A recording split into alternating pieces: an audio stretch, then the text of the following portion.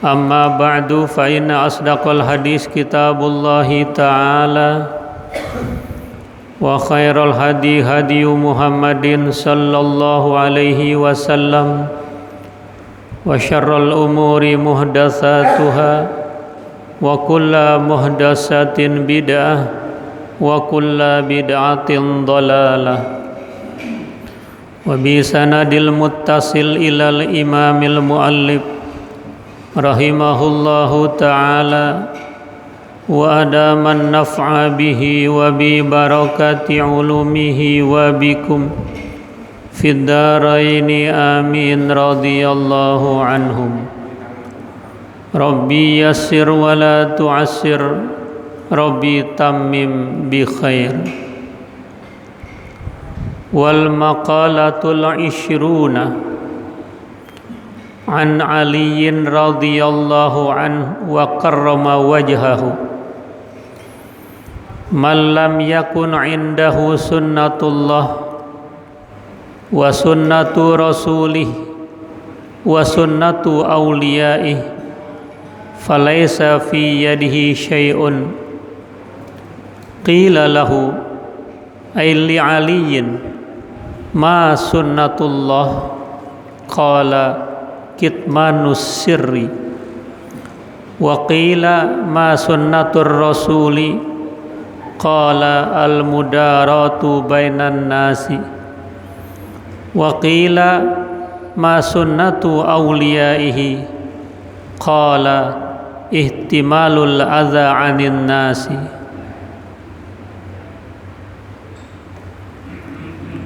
wa kanu min qablina yatawasawna bi thalathi khisalin wa yukatibuna biha man amila li akhiratihi kafahullah amra dinihi wa dunyahu wa man ahsana sariratahu ahsanallah ala niyatahu wa man aslaha ma bainahu wa bainallahi aslahallahu ma bainahu wa bainan nasi. Makalah ke-20 dari Imam Ali, semoga Allah meridhoinya dan memuliakan wajahnya. Siapapun yang tidak ada di sisinya sunat Allah, tidak ada di sisinya sunnah Rasul, tidak ada di sisinya sunnah para wali, maka tidak ada arti apa yang ada di tangannya. Dikata kepada Sayyidina Ali, apa yang dimaksud dengan sunnah Allah? Imam Ali berkata, menyimpan rahasia orang. Dan dikata, apa sunnahnya Rasulullah Shallallahu Alaihi Wasallam? Maka dia berkata, ramah di antara manusia, sebagaimana berkata sebagian mereka, rumah mereka, selama kau ada di rumahnya berbuatlah ramah, dan tinggalilah mereka selama engkau ditinggal di tempat mereka bersikap ramah. Dan dikata, apa sunnah para wali? Dijawab, mengemban penderitaan manusia. Adalah mereka sebelum kita umat-umat terdahulu saling berwasiat dengan 3 perkara dan menggoreskan tulisan untuk akhirat. Siapa yang beramal sedikit pun dari amal-amal untuk akhirat, kafahullah, Allah cukupkan urusan agama dan dunianya.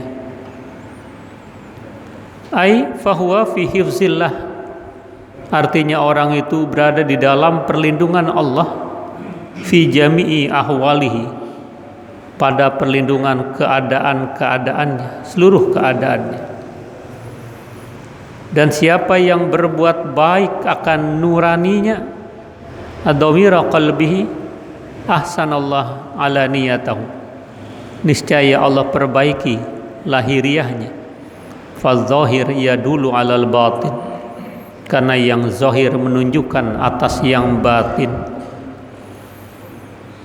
Dan siapapun yang berbuat maslahat antara dia dan Allah bi an amila amalan khalisan, dalam bentuk beramal dengan amal yang mukhlis, yang ikhlas, daripada riya wal ujub dan tasmi', ya, niscaya Allah akan perbaiki antara dia dan di antara manusia. Faman ahabbahullah, siapa saja yang Allah cintai, maka makhluk pun ahabbahul khalqu. Hadirin hadirat Bapak, Ibu, Saudara yang sangat saya hormati, dari makalah ke-20 ini sebuah athar dari pendapat Imam Ali karamallahu wajhah. Kita sama tahu bahwa Imam Ali adalah sahabat khalifah yang keempat, dan juga adalah sejak kecil menetap di rumah baginda Rasul Shallallahu Alaihi Wasallam, karena dia anak dari pamannya Abu Thalib, Ali bin Abi Thalib. Imam Ali karena sejak kecil bertempat tinggal di rumah Rasulullah, tidak pernah sedikit pun menyembah patung berhala. Karena itu ketika dijemputkan nama Imam Ali, di samping radhiyallahu an ada karramallahu wajhah, semoga Allah memuliakan zatnya Sayyidina Ali. Nabi bersabda, ana madinatul ilim wa ali babuha, saya adalah kotanya ilmu, pintu gerbangnya adalah Sayyidina Ali. Jadi lewati dulu Sayyidina Ali sebelum ingin melumpuhkan Rasulullah.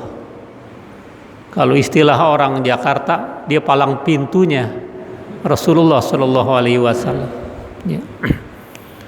Ketika peristiwa Isra Mi'raj, ada orang kafir yang tidak percaya datang kepada Rasulullah.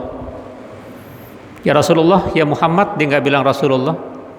Katanya kamu kemarin Isra Mi'raj dari Mekah ke Madinah terus ke langit.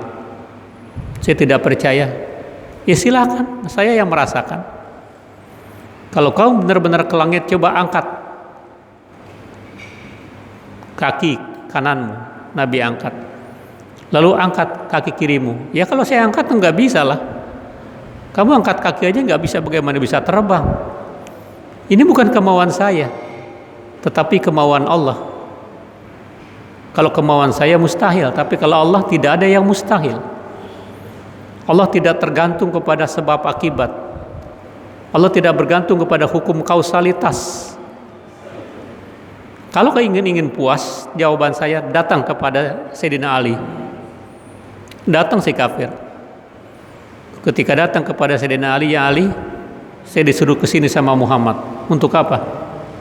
Untuk menerima jawaban bahwa Muhammad katanya Isra Mi'raj. Terus Muhammad sudah memberikan jawaban, tapi saya nggak percaya. Katanya ada sama kamu jawabannya. Ya sebentar.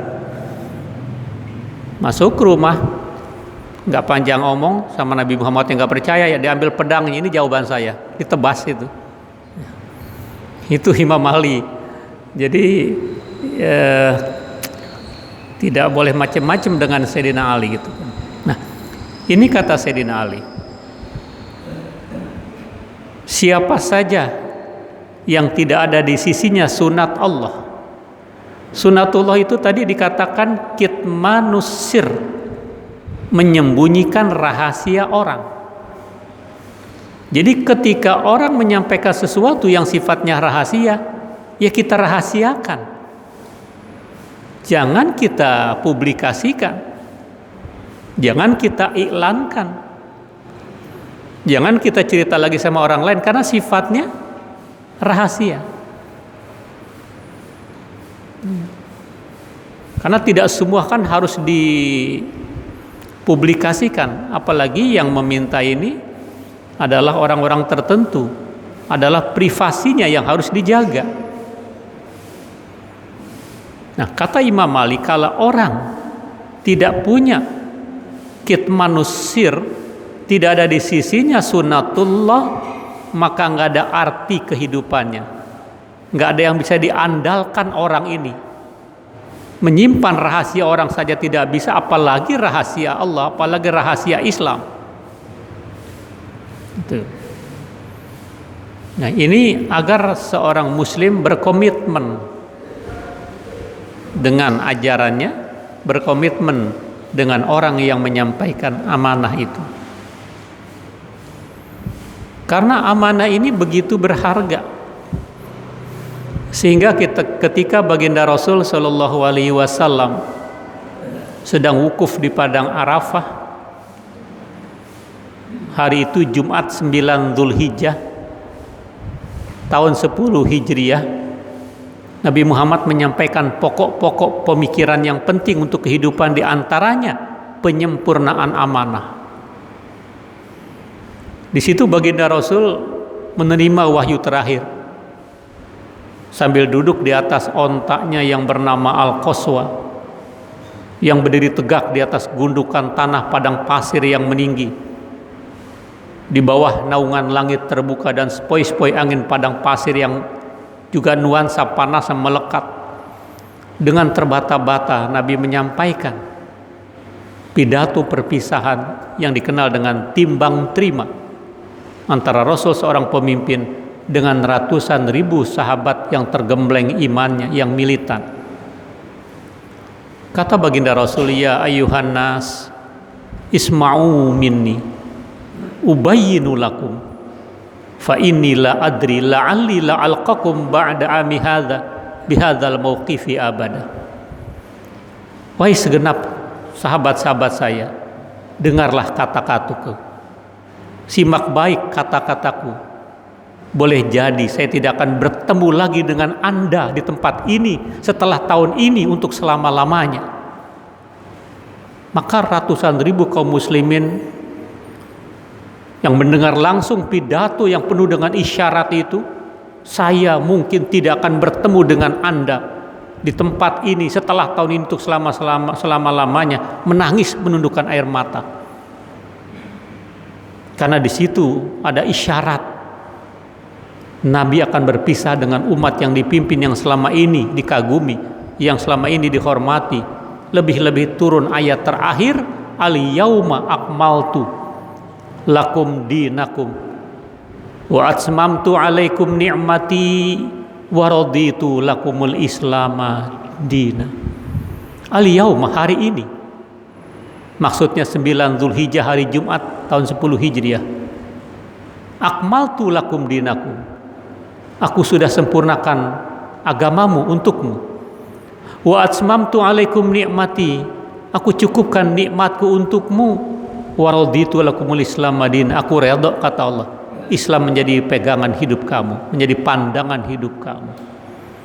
Ini 3 pernyataan dari Allah tentang sempurnanya Islam, cukupnya nikmat, dan deklarasi Islam satu-satunya yang diterima di sisi Allah Subhanahu wa Ta'ala. Jadi betapa sambil menangis sesegukan kedengaran. Bukan tidak senang mendengar ayat terakhir, tapi ada akan berpisah selama-lamanya dengan pemimpin, dengan idolanya. Nah, di situ Nabi juga menyampaikan 5 pokok pikiran Nabi. Pertama, tentang penyempurnaan amanah, tentang penghapusan riba, hak dan kewajiban kaum perempuan, ukhuwah Islamiyah, dan persamaan manusia. Nah, itulah pidato-pidato yang luar biasa. Jadi betapa pentingnya kita menyempurnakan amanah itu, apalagi rahasia orang, apalagi privasi orang dirahasiakan untuk itu, ya. Yang namanya kitmanus sir Wa huwa ma akhfahun nas anil hadithi inda syakhsin faqitmanus sirri wajibun. Yang namanya kitmanus sir yaitu manusia menyembunyikan dari pokok pembahasannya di sisi seseorang, maka menyembunyikan rahasia itu wajib padanya. Umpamanya seorang bapak, nak, babe wasiat sama kamu, jangan dibuka wasiat ini sebelum babe meninggal dunia, itu dijaga. Kamu boleh buka setelah babe tidak ada. Itu, Bang. Jadi jangan sekali-sekali dipublikasikan sementara babenya masih ada. Itu juga bagian dari menyembunyikan rahasia. Kita nggak tahu rahasianya apa, orang disuruhnya rahasia, ya. Nah, itu yang pertama, bahwa jika seseorang tidak ada di sisinya sunat Allah, maka tidak ada andil, tidak ada arti di tangannya sesuatu pun. Ai falaisa lahu syai'un yu'tadda bih, yakni tidak ada baginya sesuatu yang dianggap, yang diandalkan itu. Kemudian ditanya lagi Imam Ali, kila ma sunnatur rasul, apa yang dimaksud dengan sunnah rasul itu? Maka Imam Ali berkata, al mudarah bainan nas, ramah di antara manusia. Manusia umum, agamanya juga umum. Bukan saja kepada umat Islam, kepada manusia disuruh ramah gitu. Itu warna Islam kalau untuk pergaulan. Tapi kalau untuk hal-hal yang prinsip, hal-hal yang akidah, nggak bisa kompromi. Harus ada pemisah. Salah katakan salah, benar katakan benar. Al halal bayyin wal haram bayyin. Tapi soal pergaulan kepada siapapun ramah kita, muamalah kepada siapapun, berdagang saja boleh dengan siapapun. Tapi kalau sudah menyangkut masalah akidah, masalah prinsip, ya, tidak ada lagi kompromi. Ya. Ja'al haq wa zahaqal batil innal batil kana zahuqa. Telah datang kebenaran, telah lenyap kebatilan. Ya. Yang batil pasti dia akan lenyap. Ya.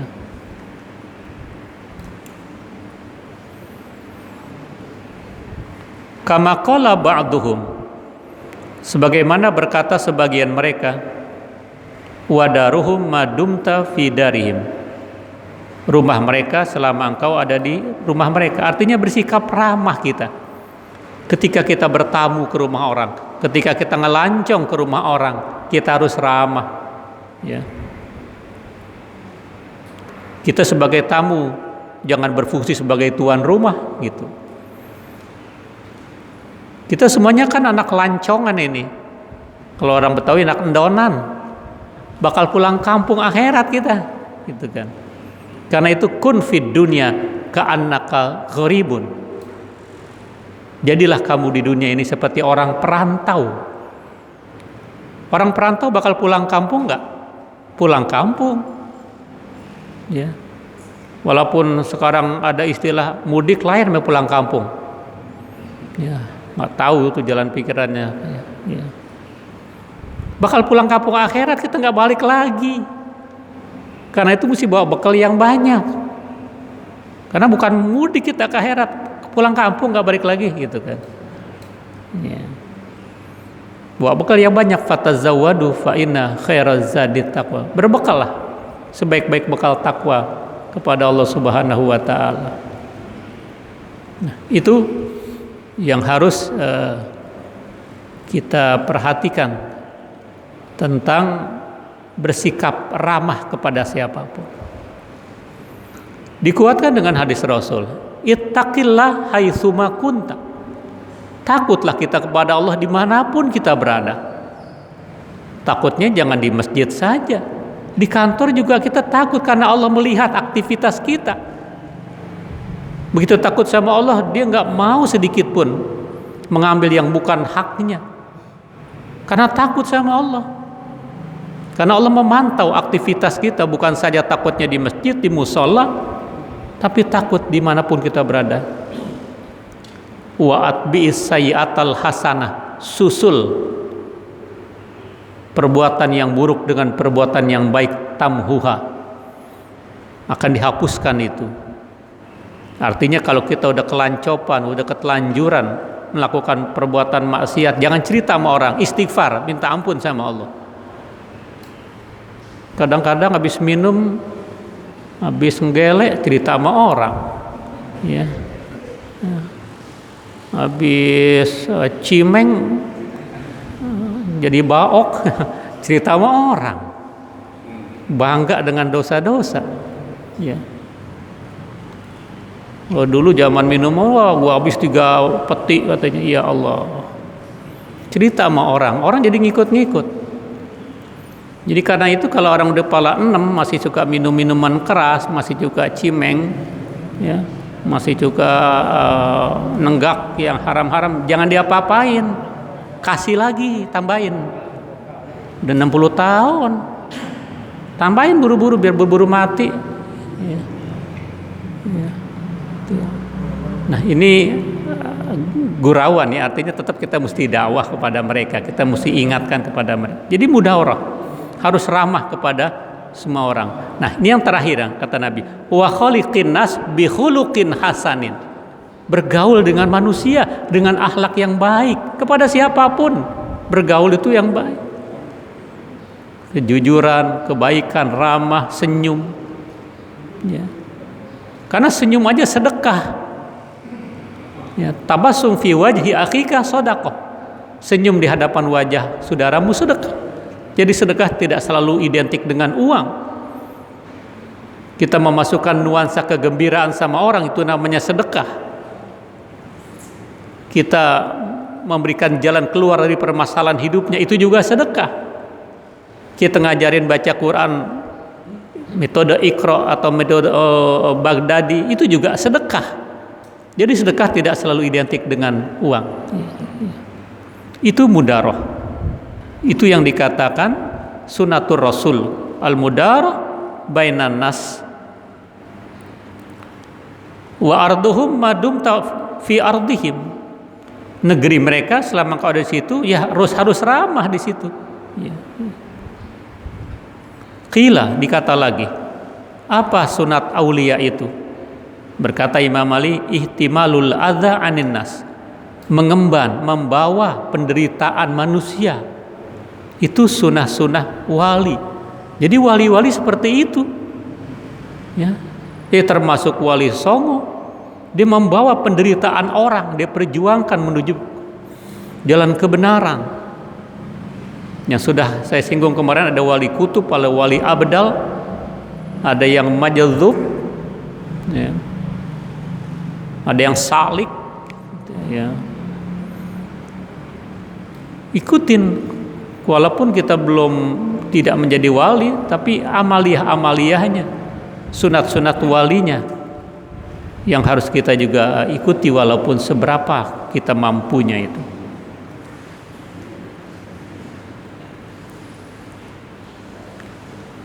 Wa kanu min qablina, dulu para ulama-ulama, wali-wali sebelum kita ini, minal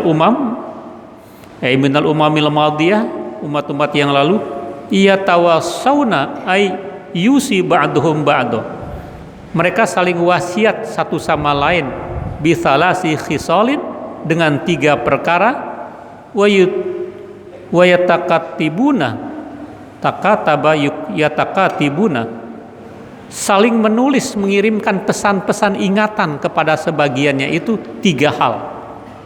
Ay yursilu ba'duhum alkitabah, mengirim sebagian mereka tulisan-tulisan, kalau sekarang kita bilang nge-share hal-hal yang positif, ya. Bitil kasalasi, dengan 3 perkara itu, ila ba'din, kepada sebagiannya. Kalau ini masalah nahu, famin badal min ismin kana, itu kalimat min huruf jar badal daripada isim kana. Isim kana itu tarfaul isma wa tansibul khobar, dia menjadi berbaris doma, mubtada'nya, dan khobarnya menjadi fathah. Apa saling menulis antara para wali itu? Man amila, syai'an minal a'mal, siapa yang beramal sesuatu pun dari amal-amal itu li akhiratihi, untuk akhiratnya, kafahullah amra dinihi wa dunyahu, niscaya Allah cukupkan urusan agamanya dan dunianya. Itu saling mengingatkan. Wa tawasobil haq wa tawasobis sabar, mengingatkan. Jadi siapa saja beramal sedikit pun dari perbuatan itu tapi ikhlas karena Allah untuk kepentingan akhirat, kafahullah amra dinihi wa dunyahu, Allah cukupin, Allah kasih berkah perkara agama dan dunianya. Berkah itu kan tidak harus banyak. Berkah itu ziyadatul khair fil khair, tambah kebaikan dalam kebaikan. Dia sih hidupnya pas-pasan, tapi hatinya luas. Pas pengen umroh duitnya ada. Pas mau kawin lagi, ngawinin anak duitnya ada. Ya. Pas pengen naik haji duitnya ada. Enak tuh hidup pas-pasan itu. Ya. Pas-pasan itu, duitnya pas-pasan. Ya. Jadi yang penting kita takwa dulu kepada Allah, beramal untuk kepentingan akhirat karena Allah, Allah cukupin itu. Amrodinihi wa dunyahu. Ai fahuwa fi hifdzillah ta'ala fi jami'i ahwalihi. Yakni orang itu di dalam lindungan Allah Subhanahu wa taala pada seluruh keadaannya itu. Allah lindungi ini. Karena niatnya semua karena Allah untuk kepentingan akhirat. Yang kedua, saling mengingatkan di antara wali ini. Waman ahsana sariratahu ay dhamira qalbihi ahsanallahu ala niyatahu. Dan siapapun yang berbuat kebaikan di nuraninya, di kolbunya, Allah perbaiki lahiriahnya. Jadi orang kalau hatinya udah baik, Allah bagusin lahiriahnya, sehingga batiniahnya bagus, lahiriahnya bagus. Kenapa? Fadh-dhahir yadullu 'alal batin. Karena yang lahiriah ini menunjukkan yang batiniah. Kalau lahiriahnya bagus, batinnya bagus. Omongannya bagus, tutur katanya indah, hatinya bagus. Karena semua dari hati berangkatnya itu. Ada makalah kullu ina'in yamdoh bima fihi. Setiap bejana tergantung apa yang ada di dalam bejana itu. Kalau ada botol isinya air mawar, pasti yang keluar air mawar. Ada botol isinya minyak wangi, yang keluar pasti minyak wangi, nggak salah. Karena memang dalamnya bagus. Kalau tutur katanya indah, bahasanya bagus, berarti hatinya bagus itu. Tapi kalau omongannya kotor, jelek, menyinggung perasaan orang, ini hatinya lagi korengan. Jadi itu nyambung batiniah ya dengan lahiriahnya. Jadi lahiriahnya bagus, batiniahnya bagus. Karena fadh-dhahir ya dulu alal batin, yang zahir menunjukkan atas yang batin. Nahnu nahkum bidzahir, kita kata Nabi menghukumkan yang kelihatan. Yang nggak kelihatan kita nggak bisa menghukumkan. Yang kelihatan yang bisa kita hukumkan.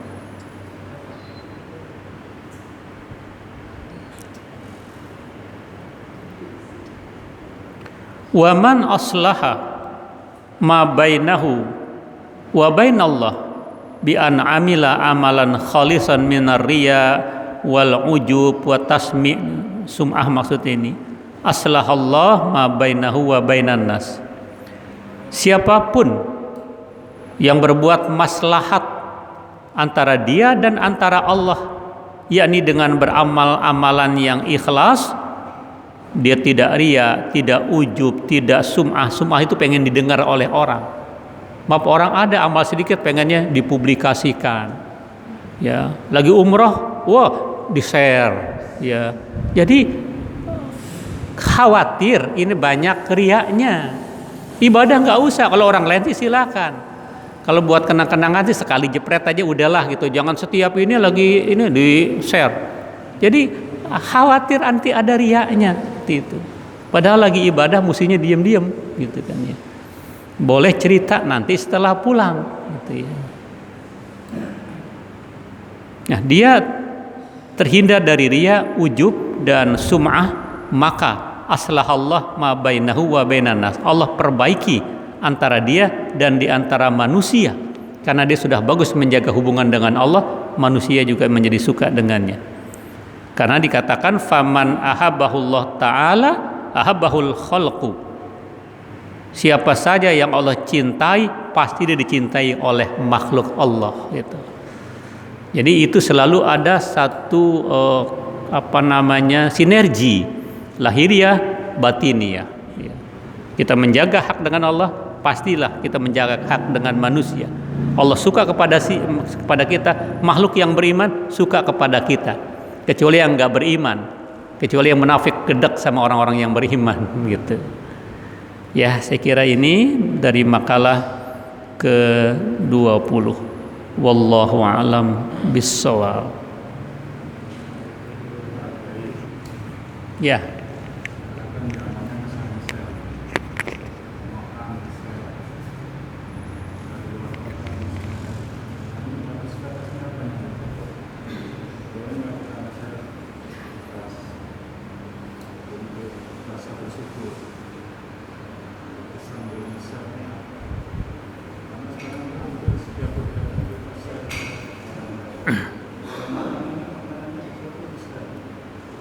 Ya, kalau niatnya untuk kebaikan, dia nge-share makanan sambil ngundang makan, gitu kan.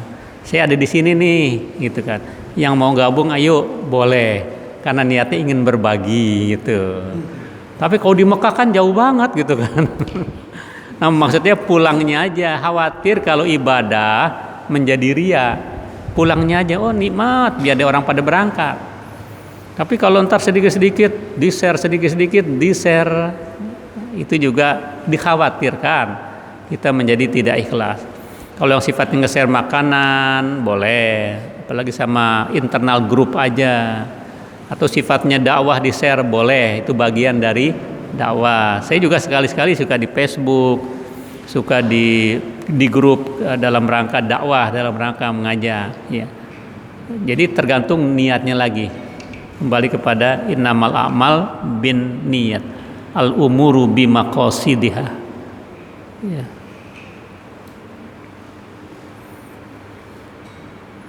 Cukup.